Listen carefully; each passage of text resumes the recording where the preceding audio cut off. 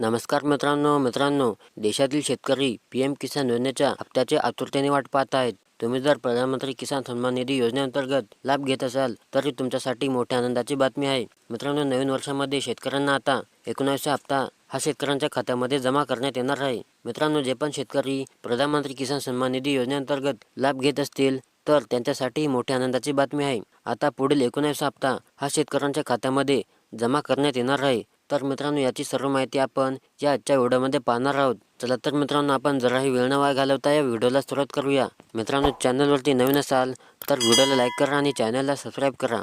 तर बघा मित्रांनो, नव्या वर्षाच्या अगदी सुरुवातीलाच केंद्राचा केंद्रीय अर्थसंकल्प सादर होणार आहे. नव्या वर्षाच्या आगमनाला आता अवघ्या काही दिवसाचा काळ बाकी राहिला आहे. सामान्य अर्थसंकल्प 1 फेब्रुवारी 2025 रोजी संसदेत सादर केला जाऊ शकतो, अशी माहिती समोर येत आहे. महत्त्वाची बाब अशी की आगामी अर्थसंकल्पाबाबत चर्चा सुरू झाली आहे. अर्थमंत्री निर्मला सीतारामन यांनी अर्थसंकल्पाची तयारी सुरू केली आहे. त्यांनी शेतकरी, कृषी तज्ज्ञ आणि शेतकरी संघटनांची बैठक घेतली आहे.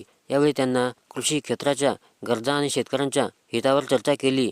या बैठकीबाबत पीएम किसान सन्मान निधी योजनेबाबतही सखोल चर्चा करण्यात आली असल्याची माहिती देण्यात आली आहे. अर्थमंत्र्यांच्या अध्यक्षतेखाली झालेल्या बैठकीमध्ये शेतकऱ्यांच्या हिताच्या विविध मुद्द्यावर चर्चा करण्यात आली. विशेष शेतकऱ्यांची आर्थिक स्थिती सुधारण्यासाठी आणि त्यांच्या उत्पादकता वाढवण्यासाठी उपाययोजनांवर चर्चा करण्यात आली. भारत कृषक समाजाचे अध्यक्ष अजयवीर जाखड यांनी उत्पादकता आणि शेतकऱ्यांचे हित मजबूत करण्यासाठी गुंतवणूकदारांना आकर्षित करण्याची गरज असल्याचे सांगितले आहे. पीएम किसान सन्मान निधी 6,000 रुपयावरून 12,000 रुपयापर्यंत वाढवण्याची मागणी ही देखील शेतकऱ्यांनी केली आहे. यापूर्वी मागणी करण्यात आली होती. या मागणीला प्राधान्य द्यावे असे शेतकऱ्यांनी बैठकीत सांगितले आहे.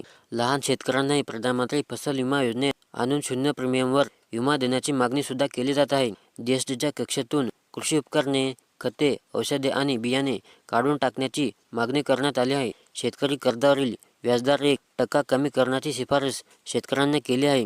तसेच सर्वात महत्त्वाचे म्हणजे या 18 हप्त्यापासून 4 महिन्याच्या अंतराने म्हणजेच येत्या 5 फेब्रुवारीपर्यंत केंद्र सरकारला या योजनेचा पुढील 19वा हप्ता हा वितरित करणे बंधनकारक असणार आहे. परंतु काही कारणास्तव आता केंद्र सरकार हा पुढील हप्ता फेब्रुवारी महिन्यामध्ये नव्हे तर जानेवारी महिन्यामध्येच वितरित करणार असल्याची मोठी माहिती काल केंद्रीय कृषी मंत्री शिवराज सिंग चौहान यांनी जाहीर केली आहे. तर शिवराज सिंग चौहान यांनी सांगितले आहे की लवकरच शेतकऱ्यांच्या खात्यामध्ये पुढील 19वा हप्ता हा शेतकऱ्यांच्या खात्यामध्ये जमा होणार आहे. तर मित्रांनो, शेतकऱ्यांसाठी मोठी आनंदाची बातमी आहे. आता पीएम किसान योजनेचा आणि नमो शेतकरी योजनेचा पुढील हप्ता हा देखील शेतकऱ्यांच्या खात्यामध्ये जमा होणार आहे. तर मित्रांनो, व्हिडिओ आवडल्यास नक्की लाईक करा आणि चॅनलला सबस्क्राईब करा.